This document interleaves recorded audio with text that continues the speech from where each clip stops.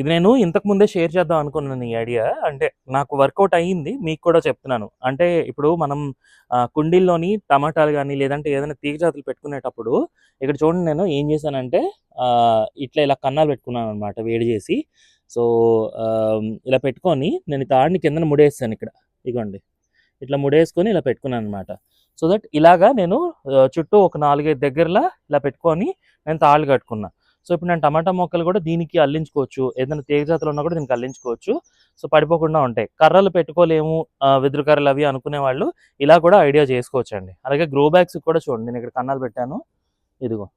So ఏం పాడవుతుందా ఏంటా అనేది ఇలాగ ఉంచేసాను నేను. ఇంకా ఎలాగో కాటన్ తాళ్లే కాబట్టి సో ఇక్కడ మళ్ళీ మనం ఏమైనా ఇప్పుడు వంకాయలు ఉన్నాయనుకోండి, వంకాయలు ఎరిగిన తర్వాత మనం దాని మీదకి మళ్ళించుకోవచ్చు అనమాట. వాటి మీద ఆధారపడి పెట్టచ్చు, కర్రలు పెట్టే బదులు. ఇక్కడ మనం చూడండి కర్రలు పెట్టుకున్నాం ఇట్లా. సో కర్రలు పెట్టుకునే బదులు అలా కూడా చేయొచ్చు అనమాట. సో ఈ టెక్నిక్ మీకు ఎవరికైనా హెల్ప్ అవుతుందని షేర్ చేస్తున్నాను. సో చూడండి.